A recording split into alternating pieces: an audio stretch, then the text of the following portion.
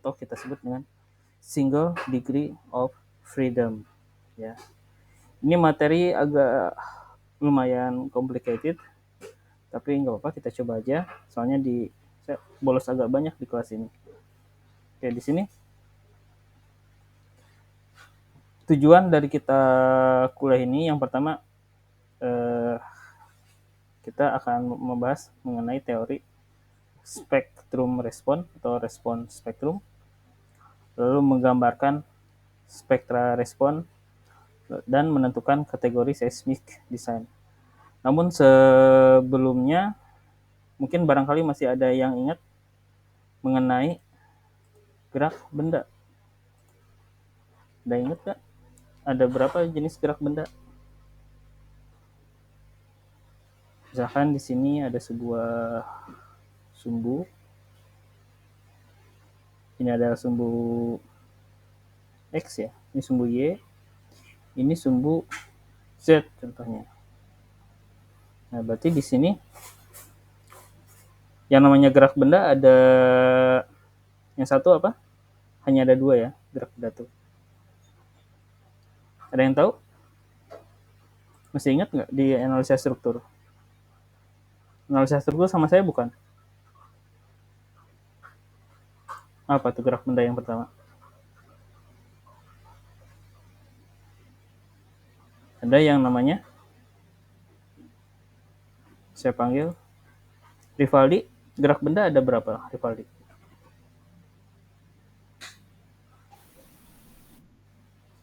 Rivaldi. Hadir, Pak. Ya, coba saya tanya. Saya pernah jelasin dulu di analisa struktur. Gerak benda ada dua jenis nih. Apa aja? Yang pertama, mulai dari T. Apa namanya? Trans.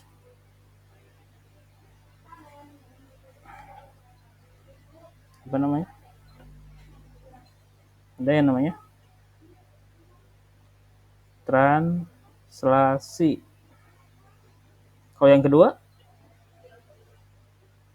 ayo, pada ingat gak? Analisa struktur nih. Pertemuan kedua apa ketiga nih? Baru-baru. Ada yang namanya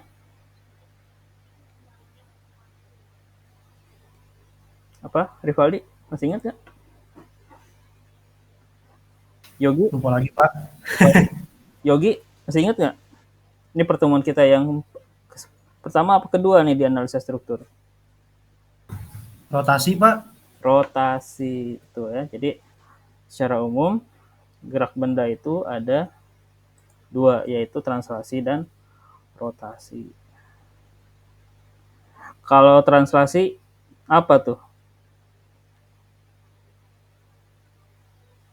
Nah, ini posisi 1, ini posisi 2. Coba aksen. Apa tuh? Rotasi berarti translasi berarti apa?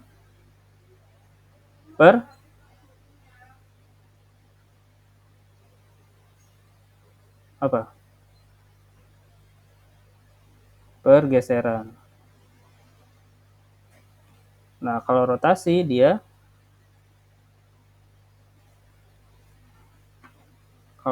berarti dia perputaran. perputaran.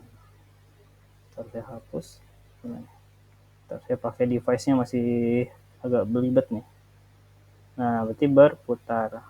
Ya, berputar. Namanya translasi itu bergeser dan rotasi itu berputar.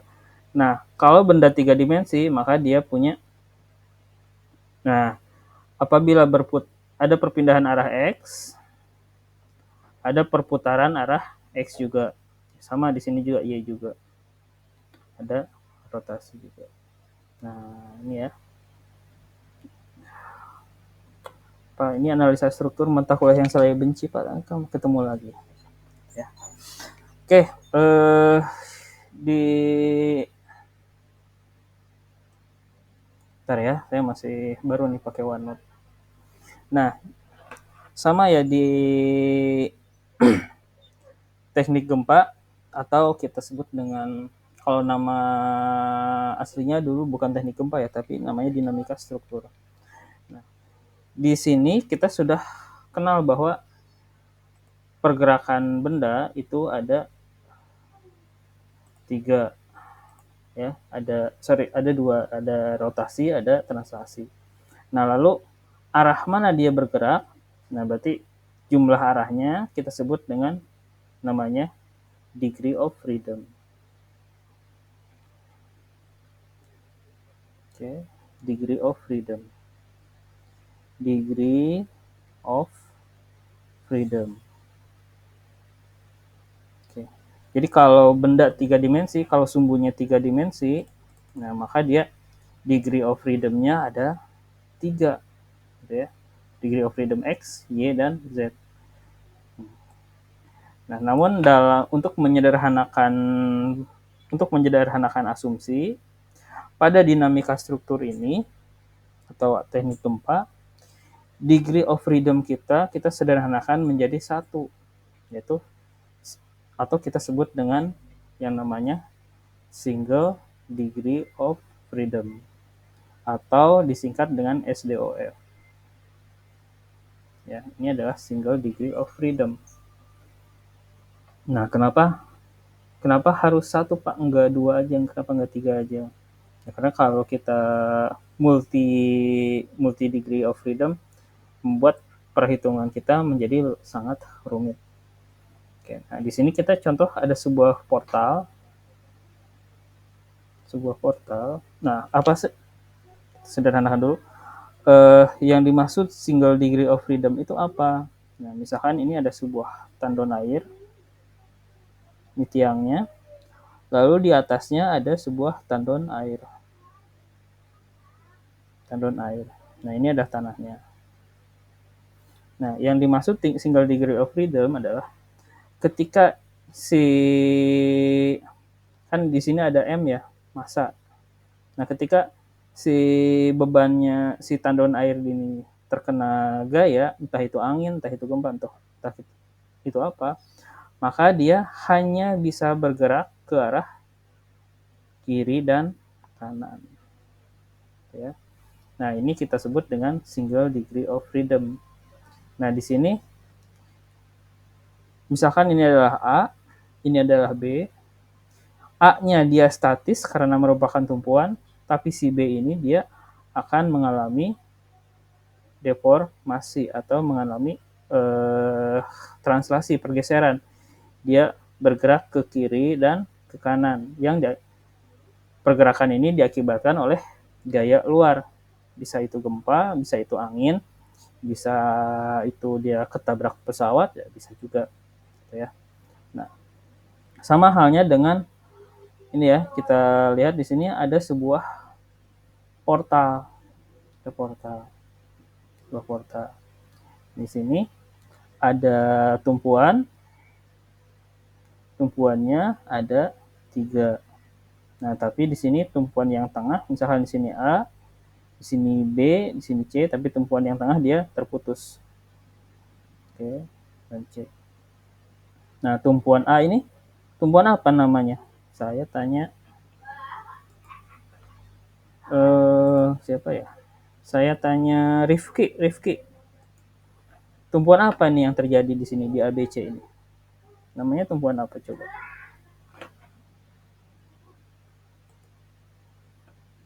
Rifki? Tumpuan apa nih ABC ini? Jenis tumpuannya tumpuan apa? Tumpuan apa?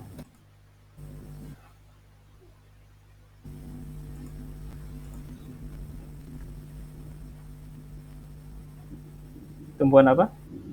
Sendi, jepit, atau apa? Rifki. Rifki Maulana ya? Apa? Tumpuan apa? Jepit.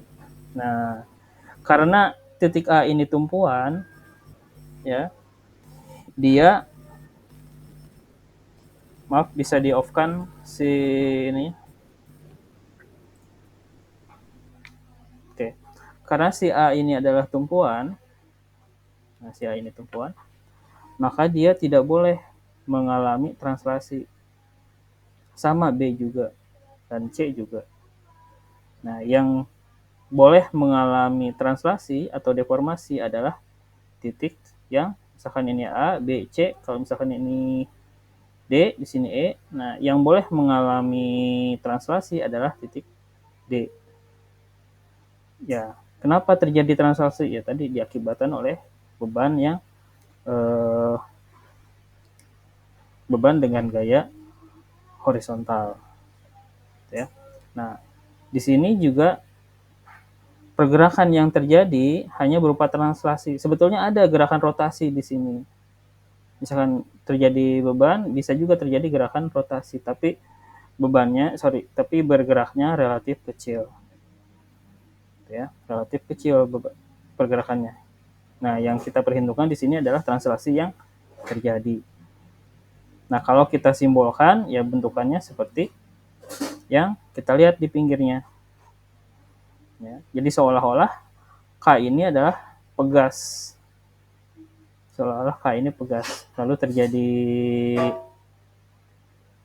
beban yang mengakibatkan M atau massa, ini adalah massa atau beban. Bebannya dia mengalami getaran ke kiri dan ke kanan. Kalau kita simbolkan getarannya kurang lebih seperti ini. Terusnya getarannya. Nah, tapi getaran ini nggak bakalan abadi. Dia akan berhenti pada suatu saat. Ya, karena dia ada namanya redaman. Nah, getaran ini banyak sekali faktor yang mempengaruhi. Salah satunya adalah K. K ini adalah kekakuan. Ya. Nah, apa aja sih yang kekakuan? Tulis di mana ya? Nah, K ini banyak atau respon yang terjadi akan sangat tergantung pada K. K adalah kekakuan. Kekakuan seperti kita pernah belajar sebelumnya ada 3EI/12 dan lain itu adalah rumus kekakuannya. Elastisitas dikali dengan inersia. Nah, apa aja sih respon yang diberikan oleh struktur terhadap beban horizontal ini? Ya. Pertama, akan ada respon berupa perpindahan atau U pada posisi di mana massa itu berada. Dan dia akan adanya simpangan di sini. Lalu akan ada U aksen atau kecepatan, ya, kecepatan dari respon yang diberikan. Lalu ada percepatan. Nah, apabila ada percepatan, berarti bisa itu kecepatannya bertambah, bisa jadi kecepatannya itu berkurang. Tapi pastinya berkurang, soalnya getaran itu tidak mungkin selalu terjadi. Apabila percepatannya sama dengan 0, maka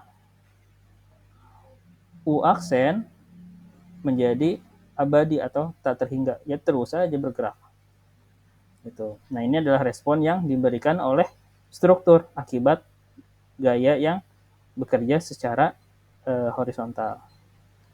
Nah, sementara tumpuan akan memberikan respon juga berupa reaksi ke arah berlawanan dengan gaya yang terjadi.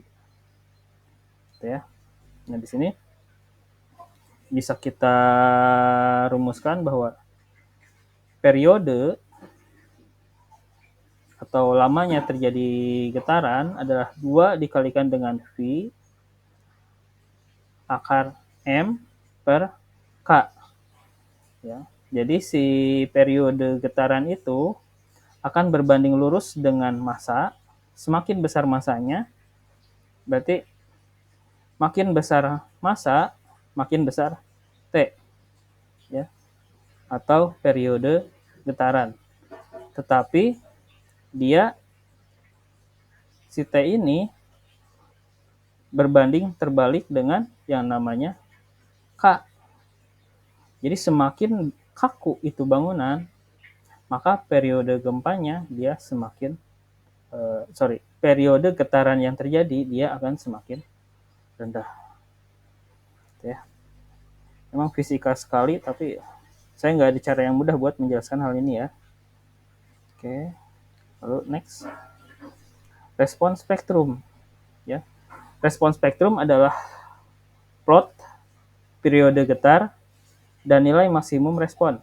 Nah, nilai maksimum respon yang diberikan oleh struktur. Yang diberikan oleh struktur. Nah, responnya bisa berupa perpindahan, kecepatan, dan percepatan.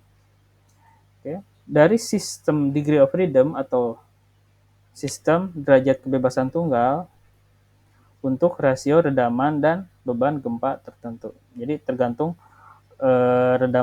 redamannya seperti apa dan tergantung beban gempa yang terjadi seperti apa. Oke. Respon spektrum terdiri dari dua jenis, yaitu spektrum elastis adalah suatu spektrum didasarkan pada respon elastis struktur dengan derajat kebebasan tunggal. Yang dimaksud respon elastis itu adalah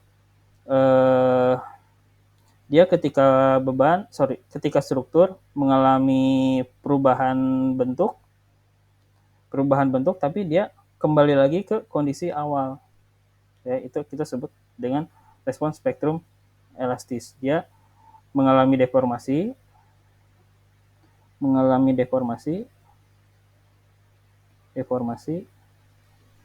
dan kembali ke kondisi awal. Nah, ini kita sebut dengan elastis. Oke. Adalah suatu spektrum yang didasarkan atas respon elastik struktur dengan derajat kebebasan tunggal. Lalu yang kedua adalah respon spektrum inelastik atau desain respon spektrum. Adalah respon spektrum yang diturunkan berdasarkan respon spektrum elastik dengan tingkat daktilitas elemen tertentu. Ya, oke. Di sini kita ingat hukum Newton 2 ya, berarti F sama dengan M dikalikan dengan A.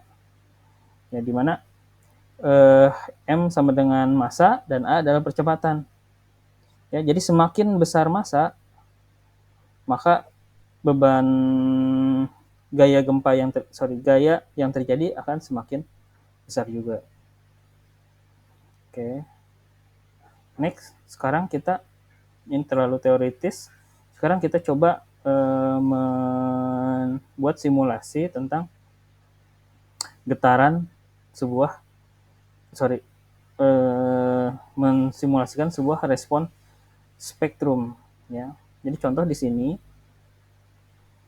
ada sebuah gempa bumi yang tercatat seperti ini. Saya besarkan. Oke. Nah, terjadi sebuah gempa bumi dengan ini namanya grafik apa ya, saya lupa. Ini simpangan atau deformasi yang terjadi. Lalu ini periode gempa. Dalam artian dulu pada kondisi awal gempa itu nggak ada, lalu dia semakin tinggi pada detik tertentu. Tinggi, rendah, lalu ada lagi, dan dia berakhir menjadi 0 pada waktu ke 30 detik. Ya, ini adalah simulasi gempanya. Ya, jadi pada 0,2 apa 0,5 detik dia semakin tinggi banget nih gempanya nih, si magnitudonya. Tapi dia turun sampai detik ke 30. Dia benar-benar 0 pada detik ke 30. Nah, di sini ada 3 buah struktur. Ini adalah struktur yang sangat kaku. Ya, pensilnya kegedean. Ntar saya coba edit, draw.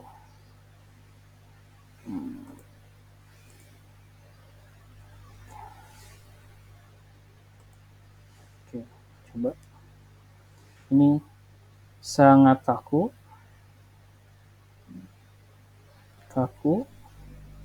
masih gedean juga.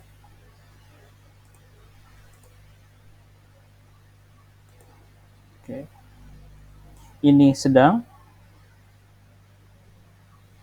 dan ini konstruksi yang ringan. Nah, oke, kalau kita asumsikan misalkan di sini ada sebuah gedung dengan dimensi kolomnya yang sangat besar, ya, rumahnya sangat kuat, mutu betonnya tinggi, bajanya juga tinggi. Lalu kedua adalah struktur yang sedang, biasa aja, tidak terlalu kuat juga tidak terlalu ringan. Nah, lalu yang ketiga adalah sebuah bangunan yang sangat ringan, atau ya kita sebut ya sangat ringan ya. Nah, di sini kita lihat responnya. Jadi pada ini detik, misalkan ini adalah waktu. Nah, pada 0,5 detik contohnya ya, dia terjadi simpangan. Jadi si gedung itu, misalkan ini ada tumpuannya, dia mengalami simpangan. Nah, dia mengalami simpangan sebesar 2,6 inch. Ya. Nah, kita catat di sini, berarti pada 0,5 detik dia terjadi simpangan atau deformasi sebesar 2,6 inch. Nah, ini adalah untuk gedung yang sangat kaku. Nah, sementara gedung yang sedang, dia mengalami deformasi sebesar 5,97. Nah, berarti deformasi yang terjadi pada gedung yang sedang, dia lebih besar.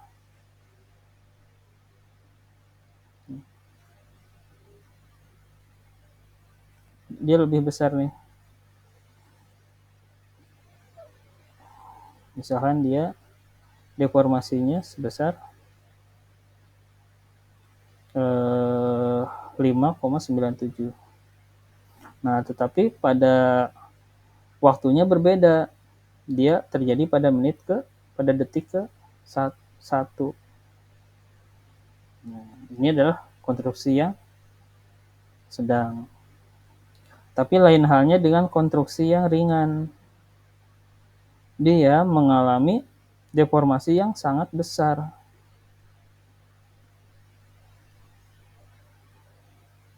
Yaitu sebesar 7,47 inch. Tapi waktunya dia terjadi pada waktu yang agak lama, yaitu sekitar berapa ini? Pada waktu sekitar misalkan di sini sih sekitar 2 second.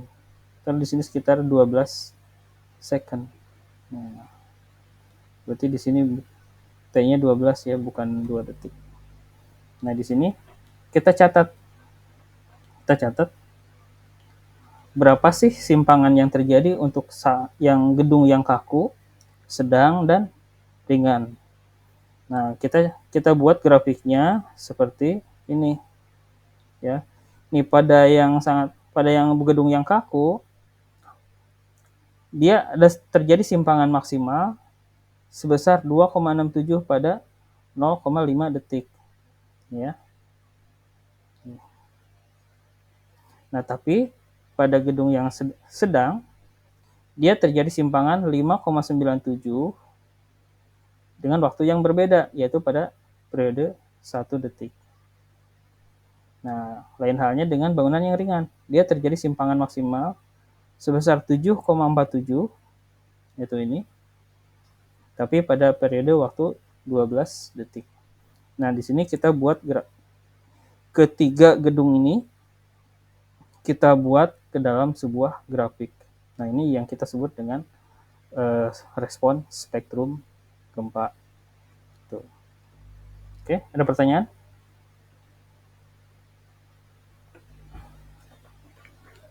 Ada pertanyaan atau ada yang bingung? Ada yang bingung?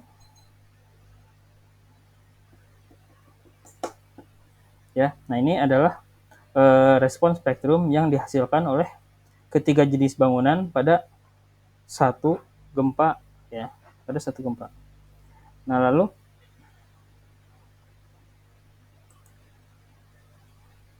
di sini kita dapat nilai apa aja nih dari respon spektrum ini, ya? Kita dapat nilai apa aja? Yang harus kita teliti apa aja nih? Nah, di sini ada yang namanya spektrum perpindahan, lalu ada spektrum kecepatan, lalu ada percepatan. Ya. Kembali lagi, kalau percepatan ini adalah 0, maka dia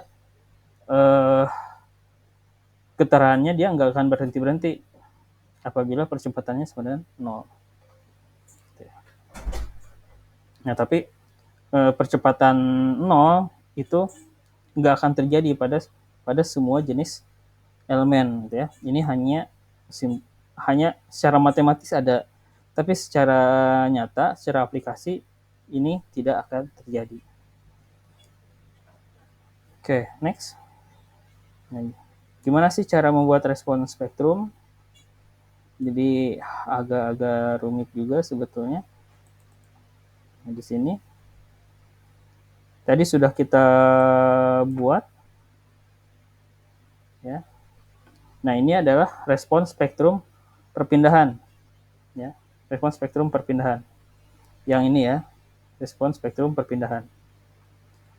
Nah, tetapi kita sebetulnya butuh nggak cuma perpindahan aja, kita butuh kecepatan, respon spektrum kecepatan, lalu percepatan. Nah, maka kita akan hasilkan grafik seperti ini. Ini adalah respon spektrum perpindahan atau deformasi. Ini deformasi yang terjadi. Deformasi. Ini adalah V, kecepatan. Kecepatan.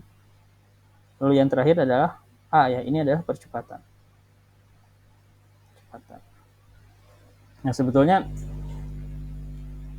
agak dalam untuk mencari grafik ini supaya sederhana, kita bisa menggunakan grafik yang triparti kayak gini, ya. Triparti kayak gini. Oke, ini adalah V atau kecepatan, lalu T adalah waktu, ya, waktu. Oke. Lalu kita lihat pada titik 2 second berapa kecepatan yang terjadi. Ternyata dia ada 2,23,5. Oke, ini adalah kecepatannya, ini adalah waktu, ini adalah deformasinya, dan ini adalah percepatan. Nah, ini kita sebut dengan triparty respon spektrum. Jadi dalam satu grafik kita bisa menghasilkan tiga data yang bisa kita hasilkan dari satu buah grafik atau satu buah diagram, ya. Ini misalkan satu titik pada 2 second, pada 2 detik sini, ya. Kita cari berapa sih kecepatan getaran yang terjadi pada sebuah struktur. Kita tarik garis terhadap garis kecepatan. Oke, ternyata hasilnya adalah 23,5. Lalu next, pada 2 second, berapa sih percepatan yang terjadi? Kita tarik titik ini terhadap sumbu percepatan. Nah, baru kita hasilkan bahwa percepatan yang terjadi adalah 0,191 G gravitasi. Lalu next, berapa sih deformasi yang terjadi pada 2 detik dalam satuan inch? Tinggal tarik garis dari titik ini ke sumbu deformasi, yaitu ternyata hasilnya adalah 7,47. Nah, ini untuk menghasilkan grafik ini sebenarnya kita perlu data yang namanya omega. Nah, omega ini agak panjang carinya. Oke, gak apa-apa, intermezzo aja. Ada pertanyaan sampai sini? Gak ada juga. Oke. Nah, kita langsung ke pengaruh sumber gempa. Jadi pada suatu daerah seharusnya sudah terjadi gempa beberapa kali. Ya. Nah, harusnya sudah terjadi beberapa kali dan harusnya tercatat di BMKG. Ya. Pada suatu tempat yang sama, ada kemungkinan sudah terjadi gempa yang berasal dari sumber gempa yang berbeda. Jadi, entah itu tektonik atau vulkanik, harusnya setiap daerah sudah tercatat nih gempa buminya. Oke, contoh di sini, di contoh ini ada suatu daerah terjadi di Imperial Valley. Oke. Di sini terjadi gempa pada tahun 1940, 1956, dan 1968. Nah, ini harusnya sudah tercatat. Oke. Lalu next, harus ada respon spektrum. Oke, tercatat. Masih di gempa. Nah, tercatat pada tahun 1940 ini terjadi gempa dengan percepatan seperti ini. Ya, percepatannya. Ini, pada tahun 1940. Lalu next, pada 56 terjadi lagi gempa yang lumayan besar. Ya, garisnya putus-putus. Oke, lalu pada 1968 pada Imperial Valley ini terjadi lagi gempa dengan percepatan seperti ini. Nah, ini grafik ini adalah percepatan gempa. Lalu ini waktu dia berapa lama gempa itu terjadi. Jadi seandainya dia gempanya agak lama, ya mungkin si grafik ini masih ada di sini. Oke, next. Harus ada spektrum respon yang dapat mewakili semua respon spektrum yang ada. Jadi di sini nilai gempa ini harus dirata-ratakan supaya dapat nilai respon spektrum. Ini harus dirata-ratakan. Jadi pada periode 0,5 di sini nilainya berapa? Lalu 1956 kecepatannya berapa? Lalu 1940 percepatannya berapa? Baru dirata-ratakan. Dengan itu kita bisa menentukan respon spektrum yang dapat mewakili semua respon. Jika tidak terdapat data gempa yang memadai, nah ini kasusnya di kita nih, data gempanya susah, ya. Di mana sering terjadi gempa, tapi jumlah data gempa sangat minim, para ahli merekomendasikan untuk mencari data rekaman gempa pada suatu daerah yang memiliki kondisi yang sama. Jadi harus dicari padanannya. Padanannya dengan kondisi yang sama, jenis tanah yang sama, dan lokasi vulkanik juga yang sama. Oke. Untuk mendapatkan respon spektrum yang dapat mewakili, dilakukan perhitungan rata-rata nilai PSA, PSF, SD, dan standar deviasi untuk semua data gempa yang diperoleh. PSA ini ya, pseudo acceleration response. Lalu PSV adalah pseudo velocity response. Lalu SD adalah standar deviasi atau simpangan deformasi respon spektrum. Nah, pseudo ini dia adalah angka-angka perkiraan. Pseudo ini yang dimaksudnya adalah angka perkiraan.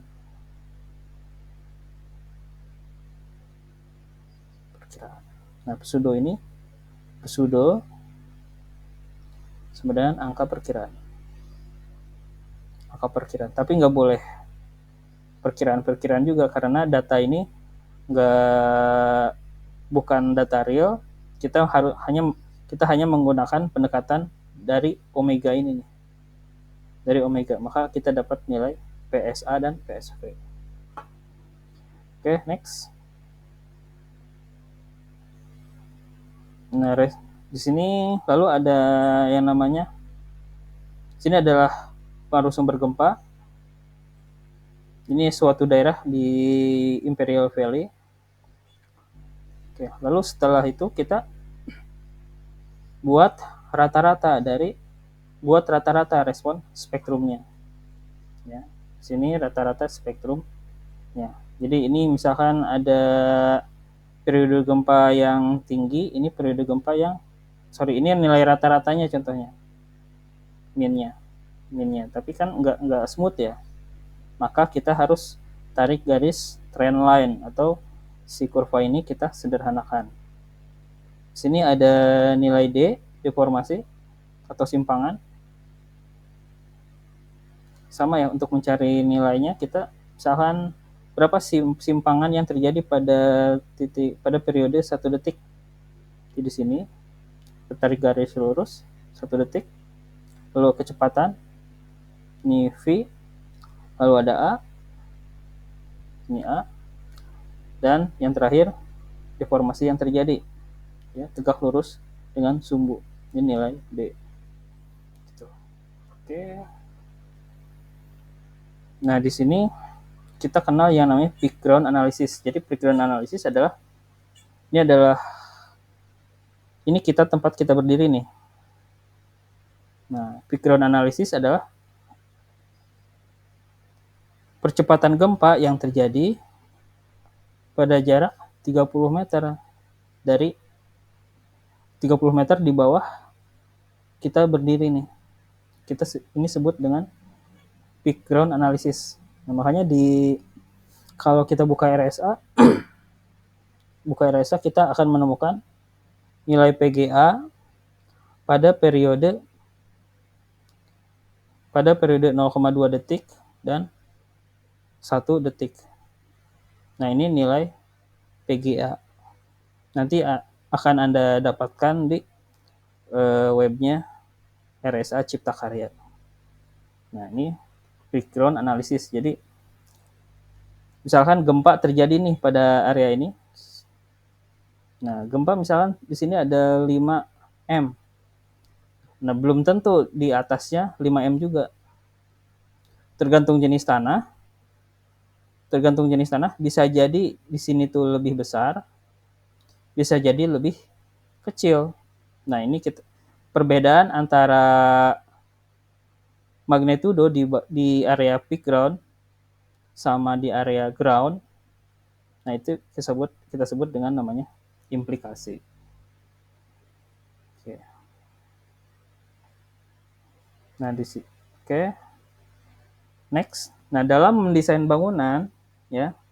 Nah, standar di kita adalah nilai D-nya ada di titik ini nih. Ya. Dalam artian akan terjadi deformasi, ya. Maaf, sebentar.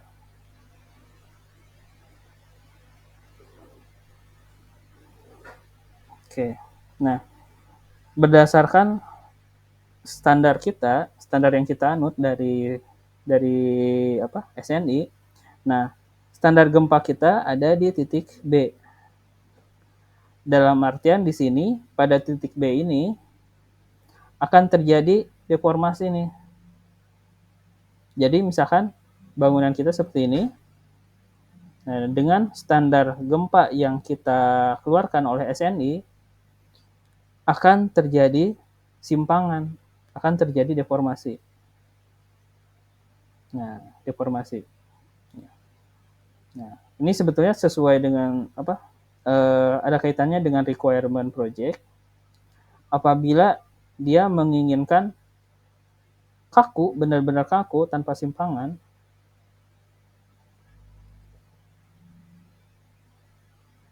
Oke, misalkan dia tidak boleh ada simpangan sedikit pun, misalkan dalam keadaan gempa apapun si bangunan harus kaku.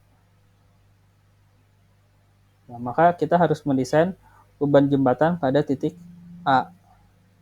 Di sini delta D-nya nggak ada atau nyaris nol. Tetapi ada konsekuensinya.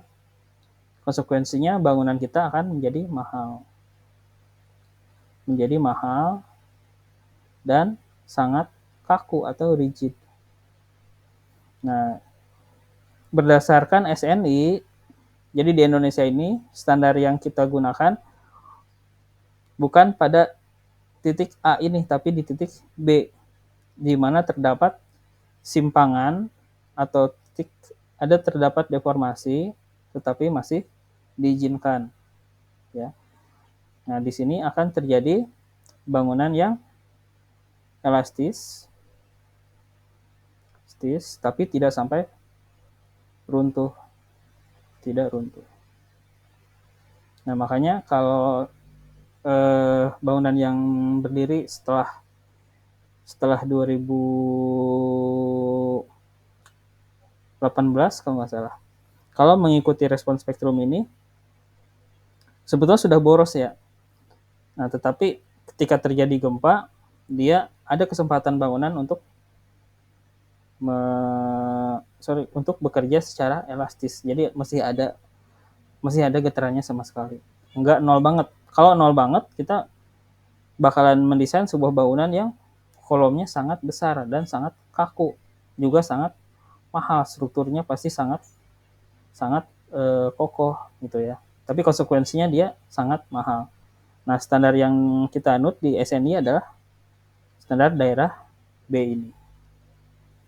Gitu. Oke, ada pertanyaan? Bingung? Halo? Halo? Jangan sampai saya kayak ngedongeng sendirian nih. Halo? Halo Pak. Halo Pak. Ada. Ada Pak. Bingung? Lumayan Iya, Pak. Lumayan bingung. Ya. Lumayan. Bingung. Jadi sama ya kayak mata kuliah kemarin tuh apa ya namanya? Analisa struktur ya. Saya menjelaskan distribusi momen, koefisien momen gitu ya.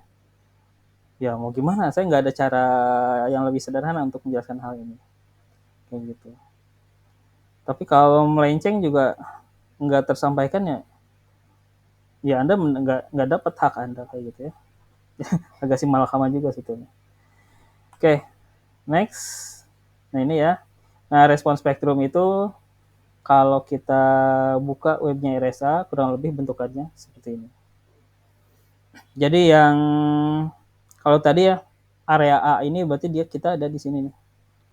Nilai responnya sangat tinggi.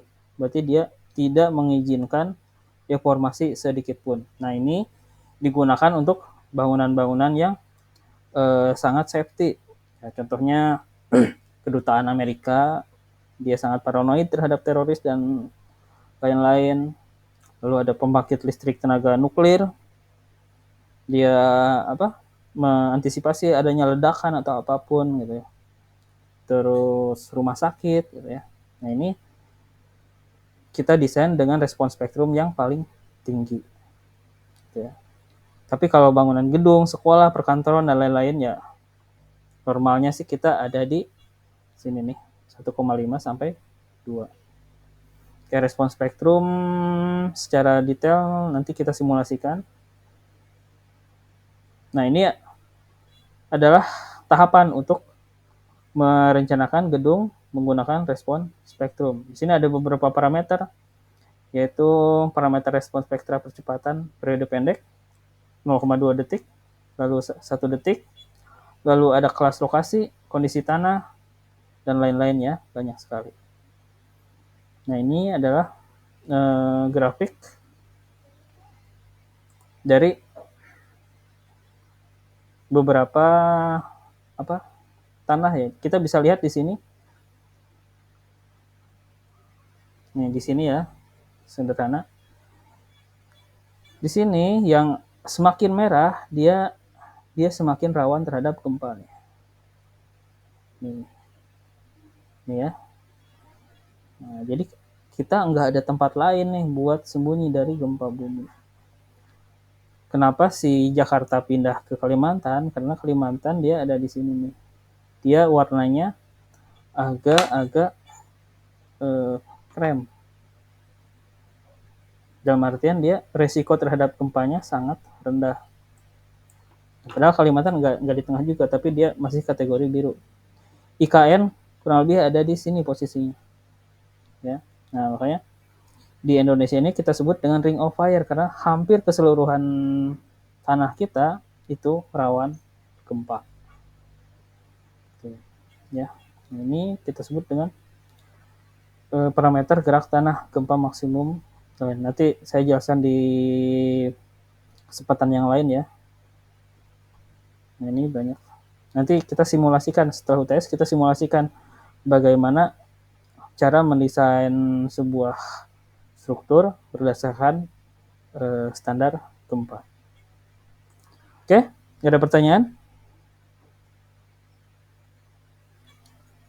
Nggak ada pertanyaan ya? Kalau tidak ada pertanyaan, saya cukupkan sekian. UTS nanti karena nggak mungkin ya, mungkin ada kan si kampus mintanya multiple choice ya, cuman kan saya bingung ya, mata kuliah seperti ini kita sajikan multiple choice ya repot juga gitu. Mungkin nanti saya lebih berat di ini, nanti saya buat soal di Google Classroom, silahkan Anda kerjakan untuk pengganti UTS. Nanti di Sumo tetap ada, tapi hanya berupa formalitas antara kita ke kampus. Tetap yang saya pertimbangkan lebih berat, lebih besar adalah soal esai yang nanti akan saya share. Gitu ya. Oke? Iya, Pak. Oke, saya rasa cukup dari saya. Mudah-mudahan pertemuan kita bermanfaat. Kita ketemu lagi di satu lagi ya, struktur baja pukul agak siangan ya, 1:15 aja ya, biar bisa sholat istirahat dulu. Gitu. Oke, saya rasa cukup dari saya. Mudah-mudahan pertemuan kita bermanfaat. Saya ucapkan terima kasih. Wassalamualaikum warahmatullahi wabarakatuh. Waalaikumsalam warahmatullahi wabarakatuh.